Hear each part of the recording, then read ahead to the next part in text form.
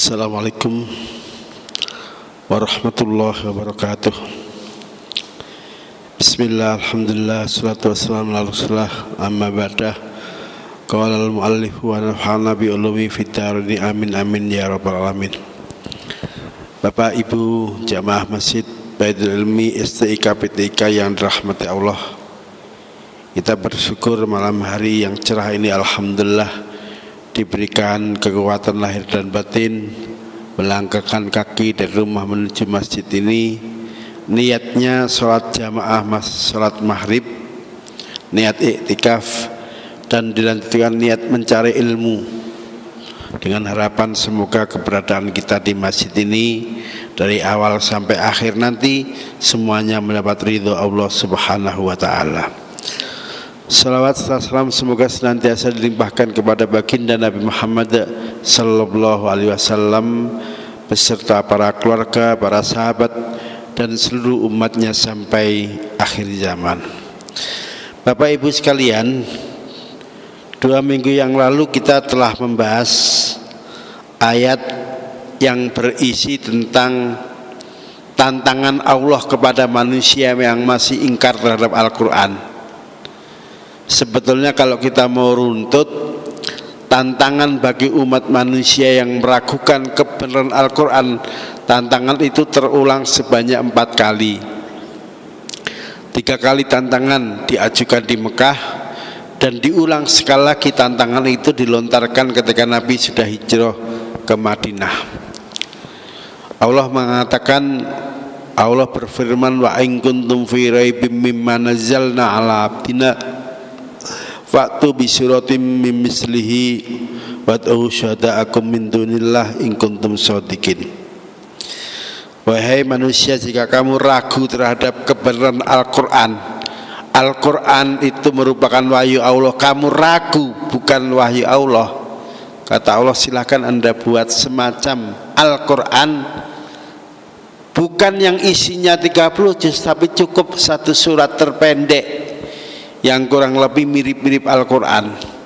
Jika kamu merasa paling benar sehingga perlu menguji wahyu Allah, perlu meneladani tantangan Allah dengan membuat semisal surat terpendek Al-Quran yang isinya hanya 3 ayat. Kita semua pasti tahu surat terpendek itu isinya 3 ayat, namanya surat Al-Kautsar. Konon ketika tantangan ini diajukan, ada seorang yang suka bohong namanya Musailamah. Karena hobinya bohong, Musailamah ini mendapatkan gelar Al-Kadzab pakai wazan balaghah. Musailamah kemudian mengumpulkan umat manusia. Setelah mereka berkumpul di satu tempat, Musailamah kemudian mempertontonkan apa yang ia yakini ini bisa menjadi tandingan Al-Quran. Karyanya dinamakan Al-Fil, mirip dengan surat Al-Fil itu. Hanya saja isinya jauh sekali bila dibandingkan Al-Quran. Prosanya memang agak mirip. Al-Fil, wa ma adraka mal fil, Al-Fil lahu khurtumun tawil, Al-Fil lahu dhanabun afil. Ini memang kelihatannya mirip-mirip, tapi kalau kita tahu artinya pasti kita akan ketawa ngakak. Dia hanya cerita gajah. Tahukah kamu gajah itu apa? Hewan apa? Gajah itu kata Musailamah adalah hewan yang memiliki belalai yang panjang. Gajah itu tidak adalah hewan yang memiliki ekor yang menjuntai ke belakang. Prosanya memang kelihatannya mirip, tapi maknanya jauh sekali, nggak ada bobotnya bila dibandingkan dengan ayat-ayat ataupun surat yang ada dalam Al-Quran.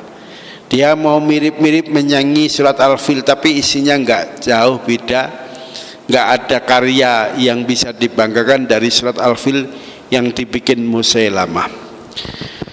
Nah, selanjutnya setelah Allah memberikan tantangan terakhir kepada orang-orang yang mengingkari Al-Quran, Allah kemudian memberikan satu semacam janji bagi orang-orang yang tetap menjadi orang soleh. Kasih tahu bagi orang-orang soleh, yang artinya orang itu selalu melakukan amal baik, kebajikan, menjauhi yang mungkar-mungkar, itu nanti imbalannya di akhirat adalah surga. Bagaimana penjelasannya? Mari kita lihat satu persatu. Wa basyiril ladzina amanu, wa basyir ay akhbir. Jadi ungkapan Allah wa basyir ini maksudnya akhbir, beritakan, ceritakan, alladzina, kepada orang-orang amanu yang beriman. Maksudnya orang-orang yang beriman itu orang-orang yang seperti apa? Sodaku billah, orang-orang yang selalu konsisten membenarkan zat Allah. Selain sodaku billah dalam hati, orang-orang yang beriman tadi, wa amilu, dan mereka selalu beramal as-solihati, amal-amal yang baik. Kasih tahu kepada orang-orang yang selama ini telah menjadi orang-orang soleh. Maksudnya dia selalu membenarkan apa yang disampaikan Allah kepada nabinya, dan orang itu selalu melakukan amal soleh. Maksudnya amil solihat, beramal soleh itu mengerjakan apa? Minal furudi, yakni mengerjakan hal yang sifatnya wajib.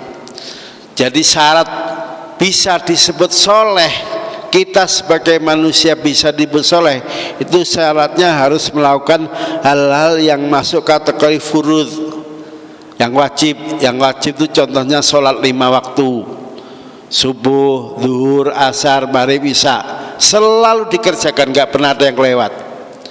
Contoh yang kedua yang termasuk furud adalah mengerjakan untuk membayar zakat. Zakat itu juga wajib, karena wajib juga harus ditunaikan. Cara menunaikan juga harus memenuhi syarat, jangan seenaknya sendiri, tidak sesuai ketentuan. Jadi yang termasuk furud, al-furud, sesuatu yang dipandang wajib itu contohnya satu, sholat 5 waktu, mulai subuh, zuhur, asar, maghrib, isya, kerjakan sesuai ketentuan. Yang kedua yang termasuk wajib adalah membayar zakat. Sama, bayar zakat ini juga harus sesuai ketentuan, nggak boleh bayar tapi kadarnya sesuai selera kita, nggak sesuai ketentuan. Nah problemnya kalau sholat 5 waktu insya Allah di mana-mana kelihatan rame, dan saya yakin sholat 5 waktu itu dikerjakan sesuai perintah. Subuh 2 rakaat, nggak ada yang nawar subuhnya 1 rakaat misalnya. Begitu masuk waktu zuhur, sholat zuhur 4 rakaat, mereka insya Allah konsisten mengerjakan 4 rakaat, nggak ada yang berani ngurangi menjadi 3 rakaat. Asar juga begitu. Asar masuk, mereka sholat asar sama, jumlahnya 4 rakaat, nggak ada yang berani korupsi. Misalnya sholat asar dilakukan hanya 3 rakaat. Begitu masuk waktu maghrib, mereka berbondong-bondong ke masjid. Ngapain? Sholat maghrib. Berapa rakaat? 3. Nggak ada yang berani korupsi. Misalnya sholat maghrib hanya 2 rakaat. Isya juga begitu. Begitu masuk waktu isya, mereka berbondong-bondong ke masjid lagi, sholat 4 rakaat. Nggak ada yang berani menawar misalnya sholat isya tinggal 2 rakaat. Subuh juga begitu. Dalam situasi agak-agak ngantuk mungkin karena semalam begadang, mereka tetap bangun konsisten mengerjakan sholat subuh. Berapa rakaat? Meskipun ngantuk tetap dilakukan 2 rakaat. Tidak ada yang berani memotong subuhnya 1 rakaat saja. Ini dalam hal mengerjakan furud terkait sholat 5 waktu. Tapi furud kaitannya ngeluarin zakat ini yang masih menjadi soal. Karena menurut para ahli, orang Indonesia yang kaya-kaya kalau semuanya bayar zakat, diperkirakan dana zakat itu paling tidak akan terkumpul sekitar 400 triliun. Sementara ini ternyata yang sudah masuk dana zakat itu kisarannya nggak nyampe 10 triliun. Lah kenapa kok jomplang antara perkiraan dengan fakta yang terjadi di lapangan? Nah ini masalahnya, masih banyak umat Islam mereka sudah bayar zakat tapi zakat yang dibayarkan belum sesuai ketentuan. Muncul pertanyaan, emang ketentuan bayar zakat itu berapa persen dari harta yang dimiliki? Sebetulnya dalam Islam rata-rata kewajiban zakat yang ditunaikan itu hanya 2,5%. Ada yang 5%, ada yang 10%, nanti menyangkut harta pertanian. Tapi itu sifatnya hanya satu kelompok zakat. Yang lain rata-rata ya 2,5%. Apakah harta zakat perniagaan 2,5%. Harta zakat mal yang lain juga 2,5%. Baru pertanian nanti ada yang 5, ada yang 10, tergantung air yang digunakan untuk pertanian itu beli atau airnya gratis dari langit. Kalau airnya beli, tenaga untuk ngolah lahan itu mahal, ya Allah tahu zakatnya 5%. Tapi kalau airnya gratis, tanah juga nggak perlu dipupuk misalnya, itu zakatnya memang agak banyak, sekitar 10%. Di luar itu 2,5%. Artinya kalau kita punya duit 100 juta, duit itu sudah disimpan 1 tahun, namanya haul, kita hanya kena zakat itu hanya 2,5 juta. Nah, berdasarkan survei yang punya duit 100 juta itu banyak sekali. Jangankan 100 juta, yang punya 1 miliar, yang punya 10 miliar, yang punya 1 triliun saja di Indonesia itu banyak. Berarti kalau dia punya duit 1 triliun, berapa zakatnya? Ya 2,5%. Berapa itu kira-kira? 1 triliun berarti zakatnya 250 juta kalau nggak salah. Hanya segitu. 250 juta dibandingkan 1 triliun yang dititipkan Allah kepada orang tadi, itu masih banyak. Jadi kalau hanya dipotong 2,5% saja, itu nggak akan membuat dia menjadi miskin, nggak akan membuat dia menjadi bangkrut, tapi justru hartanya akan makin bertambah. Nah, bayangkan kalau di negara kita semua umat Islam sudah bayar kewajibannya furud berbentuk zakat, semua zakat yang dikeluarkan sudah sesuai ketentuan, maka negara kita tiap tahun tuh punya duit 400 triliun. Nah, kalau negara lembaga zakat punya duit 400 triliun, apa yang nggak bisa dibangun? Mau bikin sekolah mudah, mau bikin kampus unggulan levelnya internasional, itu juga pasti bisa dilakukan. Apalagi sekedar bikin masjid, mau bikin masjid sekelas Masjid Akbar misalnya, yang ada di mana itu? Di Jawa Tengah ya, itu juga pasti mudah dilakukan, asal 400 triliun itu tiap tahun masuk dalam kantong-kantong lembaga zakat yang ada di tanah air di negara kita Indonesia. Sholat sudah dilakukan, zakat juga sudah, meskipun menurut hasil survei mereka belum membayar zakat sesuai ketentuan, tapi diharapkan ke depannya umat Islam punya kesadaran untuk bayar zakat, dan yang dibayarkan itu sesuai ketentuan. Kalau sampai ini terjadi, maka negara Indonesia akan menjadi negara yang baldatun thayyibatun wa rabbun ghafur, negara yang kaya raya melimpah ruah, sehingga nggak ada lagi pengemis, nggak ada lagi orang minta-minta, nggak ada lagi orang mau bikin masjid bingung ngidarin proposal kemana-mana, atau sampai matok jalan mengganggu yang lewat dimintain amal jariah. Kalau 400 triliun itu betul-betul real ada, saya kira itu tidak terjadi. Jadi di sini menurut Imam Asyuti dalam tafsir Jalan dikatakan bahwa mereka yang beriman kepada Allah, membenarkan Allah tanpa syarat, wa amil sholihat, dan mengerjakan amal yang soleh, yang baik-baik, minal furudi, apakah yang dikerjakan itu kategorinya wajib seperti sholat 5 waktu, bayar zakat, haji bagi yang mampu, itu termasuk yang wajib. Wan nawafili, atau melakukan amal soleh yang kategorinya sunnah, infak itu sunnah, puasa Senin, puasa hari Kamis itu juga sunnah, sholat tahajud itu sunnah, sholat duha itu sunnah, semuanya dia nggak pernah lupa, itu juga dikerjakan. Berarti orang itu telah menjadi orang soleh. Apa kira-kira balasan bagi orang yang tadi beriman kepada Allah tanpa syarat dan orang itu telah menjadi orang soleh? Artinya yang wajib dia kerjakan, yang sunnah juga nggak pernah ketinggalan. Anna lahum jannatin, ini yang mengatakan Allah.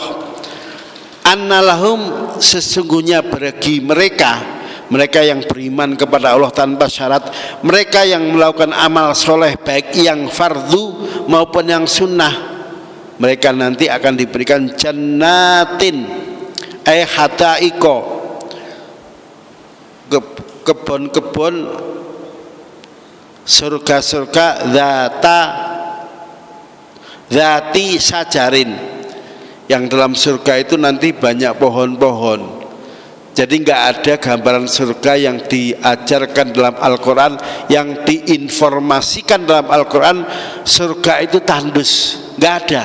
Selalu gambaran dari surga yang dijanjikan Allah bagi orang beriman dan bagi yang beramal soleh, gambarannya surga itu di dalamnya banyak pohon, wa masakinah, dan banyak tempat tinggal.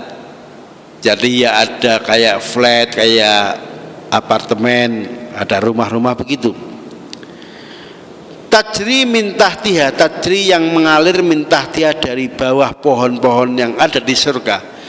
Jadi di surga itu tidak saja ada penginapan, ada rumah tempat tinggal, ada taman-taman, tapi juga dilengkapi dengan sungai-sungai yang mengalirkan air yang jernih. Tajri yang mengalir min tahtiha, dari bawah pohon-pohon yang ada di surga. Ai tahti asjariha, maksudnya di bawah pohon-pohon yang ada di surga, wa kusuriha, dan di bawah istana-istana yang ada di surga. Al anharu, opo al anharu, ini jadi fa'ilnya tajri.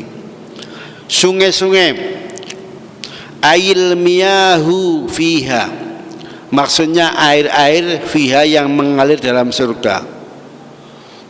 Wan nahru, adapun definisi sungai itu al maudhi'u, tempat, alladzi yajri, yang tempat tadi mengalir fihi, di dalamnya apa yang mengalir, al ma'u, air. Li anal ma'a, karena sungguhnya air itu yanharuhu ayyah faruhu. Jadi kadang-kadang seakan-akan di surga itu diketemukan sungai yang di sana airnya mengalir deras. Tidak itu saja, kullama rizqu minha, para penghuni surga itu setiap saat diberi rezeki oleh Allah, minha, dari berbagai makanan yang ada di surga.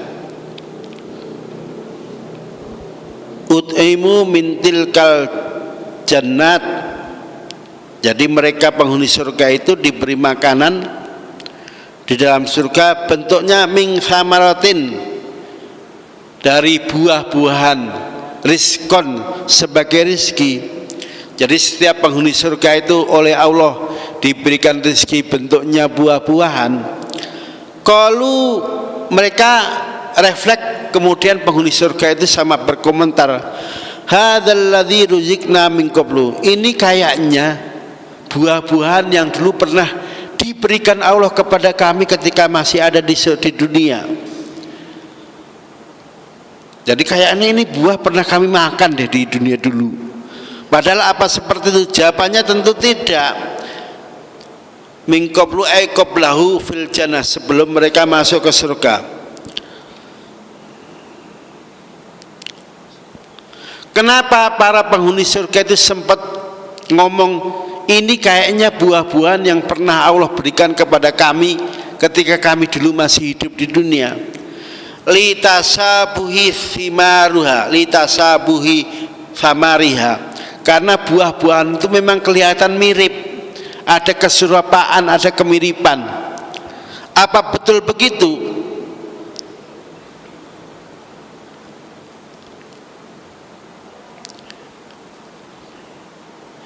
Wa utubihi mutasabihan, dan memang dari sisi bentuknya, dari sisi warnanya, buah yang diberikan Allah, yang Allah berikan kepada penghuni surga, memang kelihatan mirip seperti buah yang kita makan di dunia ini. Kayaknya seperti apel, warnanya merah, misalnya begitu. Apakah hakikatnya begitu?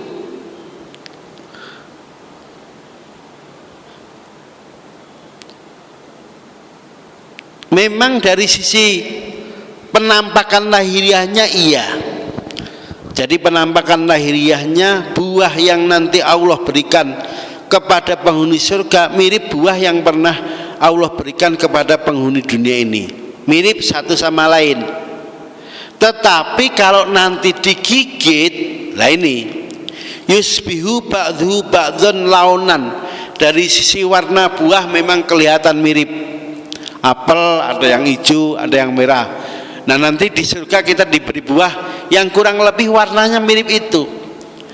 Wa yakhtalifu ta'man, tapi begitu digigit baru orang tahu bahwa apa yang Allah berikan di surga itu bukan atau sama sekali tidak mirip dengan buah-buahan yang di dunia. Kalau kita makan apel di dunia dari gigitan 1 sampai gigitan terakhir, ya rasanya begitu sama. Tapi beda dengan buah yang ada di surga. Gigit pertama rasanya begini, gigitan kedua rasanya beda lagi, gigitan ketiga rasanya beda lagi. Sehingga siapapun yang nanti diberikan Allah buah-buahan di surga, dia tidak akan pernah merasa bosan, tidak pernah merasa jemu. Beda dengan kita di dunia, dikasih apel bisa jadi baru dimakan sepertiganya kita sudah taruh apel itu, sudah nggak menarik lagi. Kenapa? Rasanya sama antara gigitan pertama dengan gigitan berikutnya. Kalau di surga enggak, gigitan pertama rasanya begini, gigitan kedua beda lagi, gigitan ketiga beda lagi, sehingga ada rasa penasaran untuk menghabiskan makanan yang dihidangkan Allah di surga tadi, karena citra rasanya satu gigatan pertama dengan gigitan kedua itu satu sama lain selalu berbeda. Jadi seperti itu.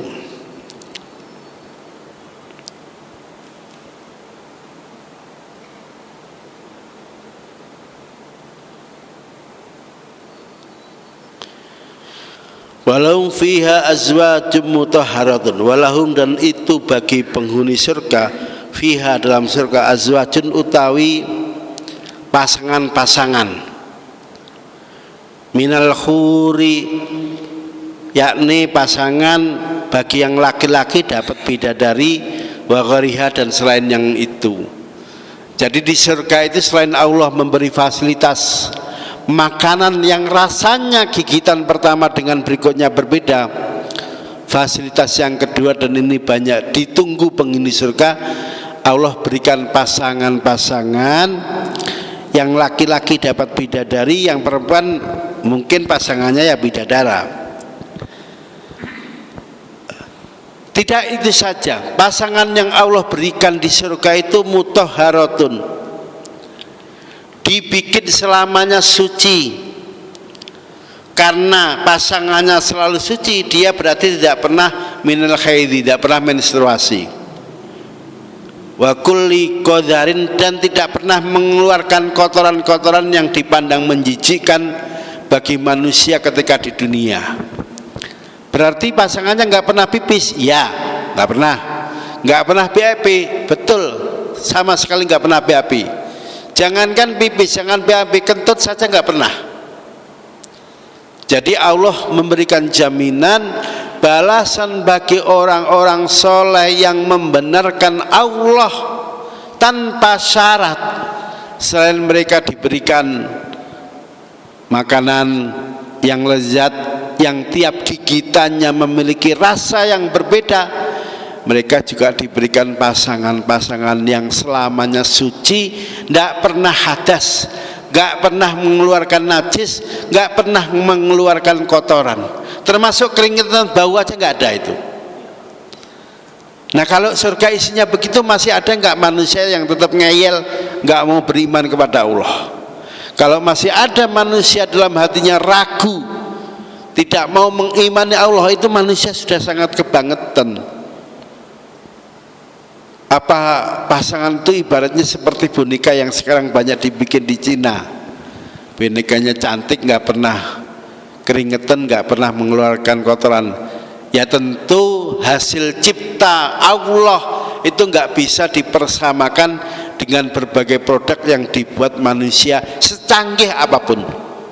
Jadi sekarang itu di Jepang, di Cina, ada satu perusahaan yang sanggup menciptakan robot, yang perempuan tentu cantik, yang laki tentu gagah.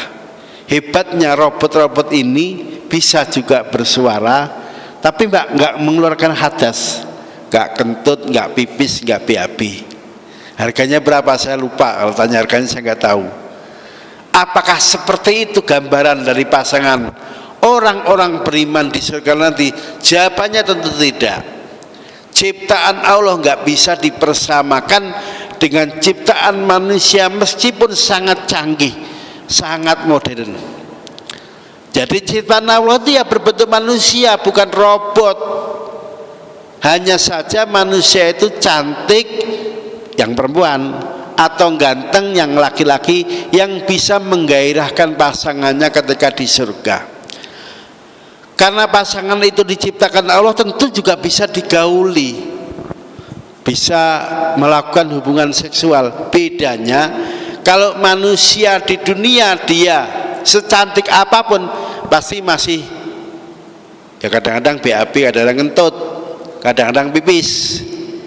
Karena manusia karakternya dia punya hadas, karakternya kotor, maka aturan Allah ketika kita tinggal di dunia, ketika melakukan hubungan badan wajib karena hadas besar wajib mandi janabat.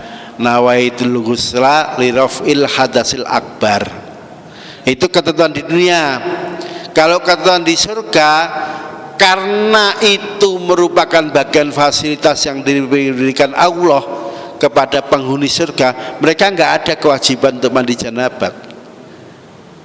Karena meskipun itu dilakukan berkali-kali, tetap kedua manusia itu tidak mengeluarkan kotoran atau hadas, nggak mengeluarkan kentut, nggak BAB, nggak pipis, juga nggak mengeluarkan air sperma misalnya.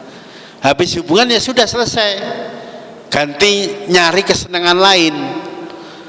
Kalau kita gambarkan tentang kebutuhan manusia di dunia, kebutuhan manusia di dunia itu kan ujung-ujungnya untuk memuaskan perut atau bawah perut. Nah di surga kurang lebih begitu. Bedanya kalau di dunia ini karena berlaku hukum alam, mereka yang namanya manusia, baik laki atau perempuan, itu pasti setiap saat mengeluarkan hadas, mengeluarkan kotoran. Yang laki ya kencing, ya BAB, ya keluar sperma. Yang perempuan sama ya kencing, BAB, kentut, keluar ovarium, istilah apa? Keluar sel telur dan sebagainya. Di surga nanti nggak ada BAB, nggak ada kentut, nggak ada pipis, nggak mengeluarkan sesuatu yang menyebabkan dia dihukumi hadas besar, itu tidak ada. Pokoknya isinya hanya seneng-seneng. Apakah memuaskan lidah dengan makan makanan yang hanya dalam satu bentuk makanan itu, antara gigitan pertama dengan gigitan kedua rasanya berbeda. Kalau kita di dunia ini pesen durian yang seenak pun, tetap gigitan pertama dengan gigitan terakhir ya sama rasanya. Di surga enggak, satu buah kok buah ini habis setelah digigit 50 kali, maka cita rasa buah itu akan ada 50 rasa yang berbeda, sehingga manusia enggak pernah bosan untuk merasakan, menikmati berbagai buah yang ada di surga. Jadi seperti itu. Nah karena bentuk buahnya mirip-mirip dengan buah di dunia, memang penghuni surga itu sempat misalnya menduga kayaknya buah itu pernah diberikan Allah ketika di dunia. Tapi begitu mereka ngambil buah itu dan kemudian digigit, baru tahu bahwa buah itu nggak sama dengan buah yang pernah Allah berikan di dunia, karena setiap gigitan rasanya berbeda. Jadi seperti itu. Bahkan komentar para penghuni surga bahwa ini buah kayaknya dulu pernah diberikan ketika dunia, itu diabadikan di Quran dengan kata qalu hadzal ladzi ruziqna min qablu. Qalu, para penghuni surga mengatakan, hadza, buah ini, alladzi ruziqna, kayaknya mirip-mirip dengan buah yang dulu Allah pernah berikan kepada kami min qablu, sebelum kami masuk surga. Jadi karena bentuknya mirip itu sampai muncul komentar begitu. Ya Allah, ini kayaknya kok sama dengan dulu yang di dunia. Tapi begitu waktu bihi mutasabiha, mereka memang didatangkan buah-buahan rizki berbuah-buahan yang hampir mirip dari sisi warnanya, yusbihu ba'dhu ba'dhan launan, warnanya memang mirip. Ini kok kayak buah di dunia dulu. Wa yakhtalifu ta'man, tapi begitu digigit baru mereka tahu, oh beda. Yang di dunia itu rasanya asam, ini manis, misalnya begitu. Beda. Ini setelah digigit yang kedua kok beda manis, yang kedua kok agak-agak asam. Jadi cita rasa dari buah yang digigit ketika berada di surga, antara gigitan pertama, kedua, ketiga, keempat itu rasanya berbeda-beda. Beda dengan buah-buahan yang di dunia. Kita beli durian digigit 100 kali, gigitan pertama sampai gigitan ke 100 warnanya rasanya juga begitu aja, nggak berubah. Maka kalau banyak orang pertama sebelum makan maruk pengen, tapi begitu sudah dikasih baru sepertiga udah bosen, itu karena rasanya sama. Di surga nanti nggak ada istilah bosen, selalu semangat untuk menghabisi buah tadi, karena gigitan pertama dengan gigitan berikutnya itu rasanya berbeda-beda.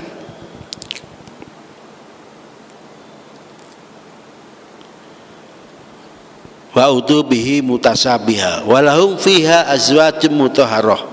Setelah Allah kasih rizki bentuknya buah-buahan dengan aneka rasa yang berbeda di setiap gigitannya, Allah juga berikan mereka penghuni surga pasangan-pasangan mutahharatun yang selalu suci, nggak pernah hadas. Ibaratnya dia nggak pernah kentut, nggak pernah pipis, nggak pernah BAB. Mereka disuruh untuk bersenang-senang sampai mereka berhari-hari begitu.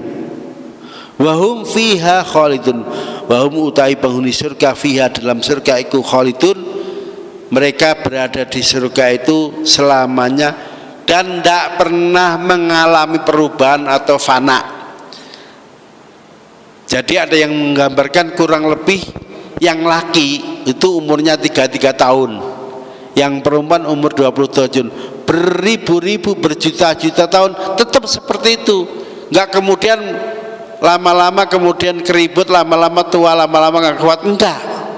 Keberadaan kita di surga itu abadi, tidak mengalami perubahan bentuk fisik, perubahan biologis, nggak ada perubahan sama sekali.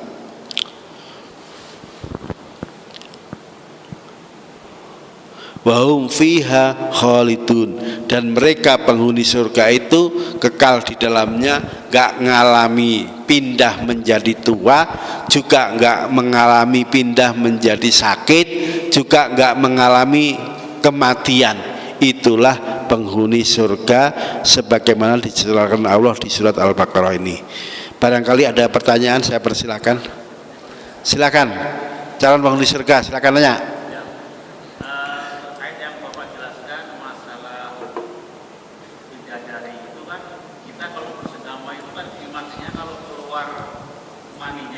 Ya. Kan di surga itu kan nggak keluar mani, apakah bisa merasakan kenikmatan juga, Pak? Ya tentu merasakan nikmat. Lupa kalau di dunia kan nikmatnya itu pasti itu keluar. Surga mungkin punya cara lain Allah untuk menjadikan kita tetap nikmat tanpa hadas. Nggak usah khawatir dengan kecanggihan Allah. Kalau di dunia ini kan kita baru nikmat kalau sudah cerot. Di surga karena kita ini diciptakan Allah selalu suci, Allah pasti punya cara untuk membuat nikmat tanpa cerot itu.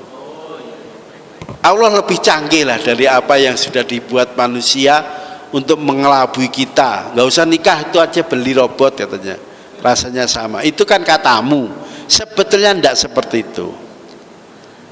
Tetap dalam hidup di duniawi, aturan untuk mendapatkan kenikmatan seksual harus melalui prosedur yang benar yang ditetapkan Allah. Caranya gimana? Ya nikah. Resikonya kalau nikah melakukan hubungan badan keluar sperma ya mandi besar. Kenapa kok begitu? Ya karena kita nggak dijamin mutahharatun, dalam keadaan suci terus menerus. Kadang-kadang ya kentut, kalau kentut mau sholat ya wudhu dulu. Kalau di surga nggak ada kentut. Kadang-kadang ya BAB, kalau mau sholat ya BAB dulu, habis itu wudhu lagi sholat. Jadi insya Allah Allah sudah menyiapkan perangkat sehingga penghuni surga itu nggak repot-repot nyari kamar mandi atau nyari toilet habis begituan. Iya, pasti puas. Allah tahu cara membuat Anda puas. Jadi itulah yang disiapkan Allah. Jadi kita nanti di surga itu mendapatkan fasilitas satu, makan gratis, di mana setiap makanan meskipun satu biji cita rasanya berbeda tiap gigitan. Di dunia nggak ada yang begitu. Meskipun durian paling lezat tetap rasanya sama dari gigitan pertama sampai yang terakhir. Di surga enggak. Antara gigitan pertama dengan gigitan kedua cita rasanya pasti berbeda. Selain berbagai makanan disiapkan, masih ada satu lagi kenikmatan yang diburu manusia, yaitu kenikmatan hubungan seksual. Lah bedanya apa hubungan seksual di dunia dengan di surga? Kalau di dunia hubungan seksual itu kan ukuran puncaknya nikmat setelah begitu, dan karena sudah begitu wajib mandi janabat. Di surga kita akan mendapatkan kenikmatan tanpa harus begitu, dan tidak ada kewajiban harus mandi dulu sebelum melakukan aktivitas yang lain. Itu bedanya. Sabar saja, insya Allah akan tiba saatnya nanti ketika sampean masuk surga. Amin amin ya rabbal alamin. Assalamualaikum warahmatullahi wabarakatuh. Waalaikumsalam. Saya mau nanya apa? Katanya kan dalam surga semua penghuni surga itu bisa meminta apa yang diinginkannya akan dikabulkan Allah Taala. Iya. Jadi pertanyaan, apakah semua penghuni surga itu nanti dari yang tingkatan tinggi paling tinggi atau yang sampai yang paling rendah, apakah bisa melihat Allah SWT dalam surga? Karena kenikmatan yang paling besar katanya kan melihat Allah SWT dan bertemu dengan Nabi baginda Nabi Muhammad SAW. Iya. Kalau menurut mazhab Asy'ari, nikmat terbesar yang dialami penghuni surga itu bukan makan-makan tadi, bukan juga hubungan seksual, tapi nikmat terbesar di surga nanti bentuknya bisa melihat Allah secara langsung. Di dunia kita tidak mungkin bisa lihat Allah. Keyakinan hati mungkin bisa ke sana, tapi tetap fisik tidak bisa. Bisanya nanti ketika sudah masuk di surga, dan itu dianggap nikmat terbesar dari penghuni surga. Kata mazhab Asy'ariyah adalah bisa melihat Allah secara langsung. Jadi itu nikmat terbesar dibandingkan makan tadi yang tiap gigitan cita rasanya beda, dibandingkan ketemu dengan bidadari yang cantiknya nggak bisa dibayangkan. Tetap nikmat yang paling ditunggu penghuni surga adalah bisa lihat Allah secara langsung. Wujuhi yauma idzin nadhirah. Jadi seperti itu. Allah itu seperti apa, bentuknya seperti apa, baru bisa kita nikmati nanti setelah kita berada dalam surga. Baik, ada lagi?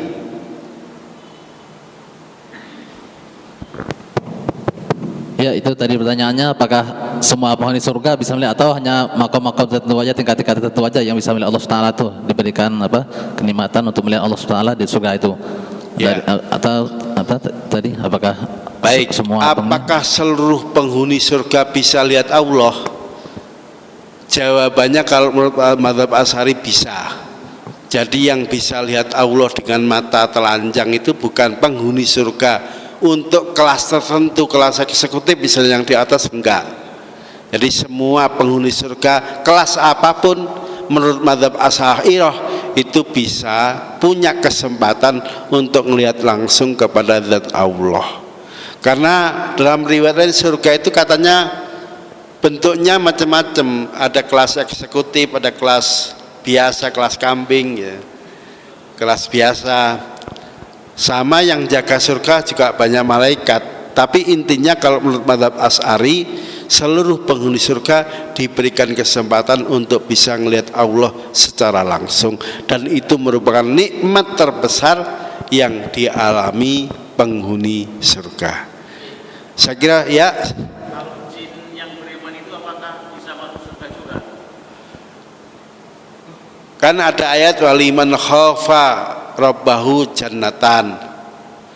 Katanya surga itu ada surga yang dikhususkan untuk manusia, ada surga untuk makhluk lain. Kalau kita percaya ini, ya ada peluang jin yang muslim yang taat sama kesempatannya dengan manusia yang muslim yang taat. Karena jin itu juga bagian dari makhluk Allah yang kena khitab untuk menjalankan perintah Allah. Gimana ayatnya itu?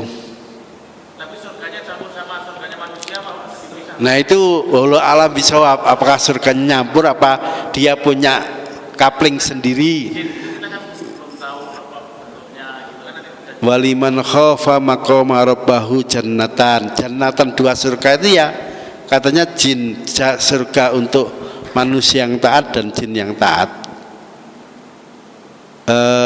Jin dan manusia itu dua makhluk yang dua-duanya kena panggilan untuk menjalankan perintah Allah. Ayatnya gimana itu? Wa'bud rabbaka hatta ya'tiyakal yaqin. Sebelumnya gimana tuh? Wa ma khalaqtul jinna wal insa illa liya'budun. Aku tidak menciptakan jin dan manusia kecuali keduanya disuruh untuk beribadah menyembah kepada Allah. Jadi jin itu juga kena khitab untuk menyembah Allah seperti khitab yang ditujukan kepada manusia. Jin itu juga punya sistem seperti manusia, mereka juga punya pemimpin, punya presiden, sama kurang lebih. Nah pada saat Nabi masih di Mekah, itu pernah suatu malam jin datang menemui Nabi minta diajari Quran. Jadi kalau nanti kita haji dekat kuburan Ma'la itu ada masjid jin namanya. Di situ dulu jin-jin pernah minta diajari ngaji oleh Nabi, dan Nabi berkenan datang ngajari mereka baca Quran. Makanya Nabi itu sering nyindir sahabat kalau Nabi baca Quran nggak dijawab.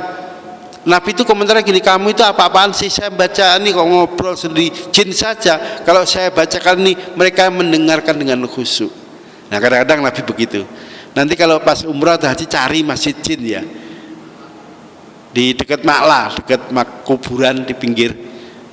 Dari sebelah masjid itu juga bisa dijangkau dengan jalan kaki dekat terminal bis. Kalau kita sa'i kan dimulai dari Sofa sampai Marwah. Ma'la itu yang dekat jalan kakinya dari Ma'la situ. Paling tinggal sekilo sudah nyampe, termasuk masjid jin itu berdepetan dengan area itu. Baik, saya kira ini insya Allah kita akan ketemu pada hari Rabu berikutnya melanjutkan kajian tafsir Al-Quran.